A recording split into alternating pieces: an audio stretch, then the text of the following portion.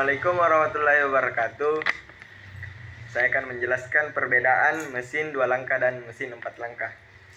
Mesin 2 langkah adalah model mesin pembakaran dalam yang paling banyak digunakan. Meskipun sama-sama menggunakan piston, kedua mesin ini memiliki konstruksi dan cara kerja yang sangat berbeda.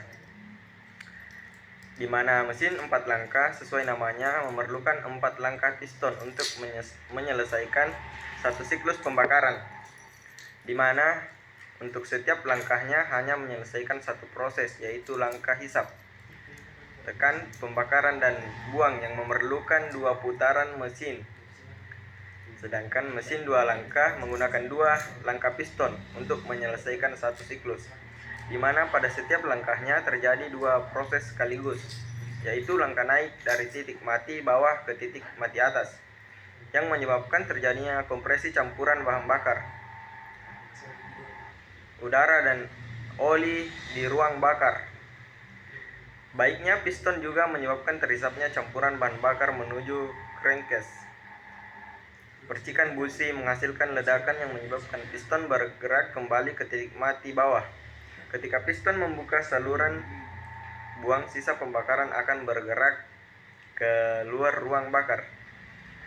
Piston akan bergerak semakin ke bawah dan membuka transfer campuran bahan bakar, udara, dan pelumas akan masuk ke ruang bakar dan terjadilah sisa pembakaran, dan begitu seterusnya. Kedua mesin ini sama-sama menghasilkan daya pada langkah pembakaran. Daya tersebut sebagian digunakan untuk menggerakkan sistem transmisi menuju roda dan sisanya disimpan komponen-komponen yang berfungsi sebagai flywheel untuk menggerakkan langkah-langkah yang lain.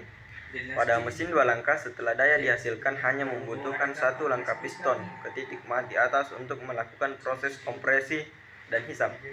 Sementara itu pada mesin 4 langkah, setelah dihasilkan, sebagian dari daya tersebut digunakan kembali untuk menggerakkan langkah piston melakukan langkah buang, hisap, dan tekan.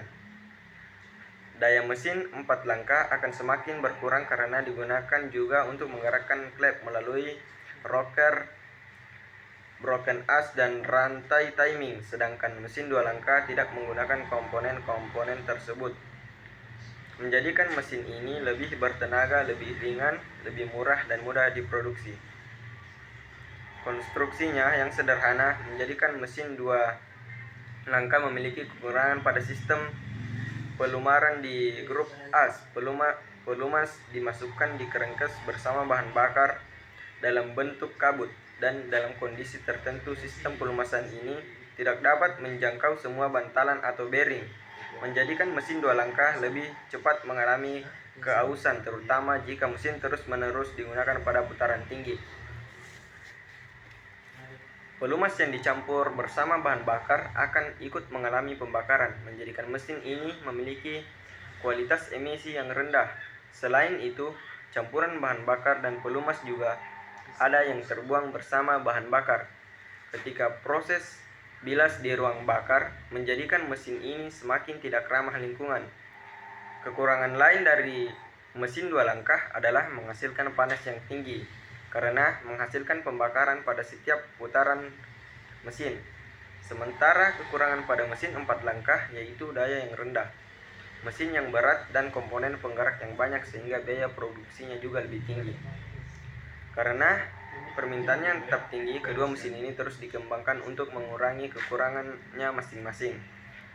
Mekanisme untuk membuat mesin 4 langkah lebih bertenaga terus dikembangkan, misalnya dengan menambah jumlah klep, menggunakan kompresi tinggi, variabel klep, hingga menggunakan aliran paksa seperti turbo atau supercharger. Mesin 2 langkah juga terus dikembangkan untuk mengatasi masalah emisinya, misalnya dengan menerapkan sistem injeksi dan sistem saluran pelumas bertekanan di pompa ke piston dan bantalan. Pengembangan mesin 2 langkah dan 4 langkah ini sama-sama bertujuan untuk menciptakan mesin yang memiliki kombinasi terbaik antara performa, efisiensi, dengan emisi. Sekian, wassalamualaikum warahmatullahi wabarakatuh.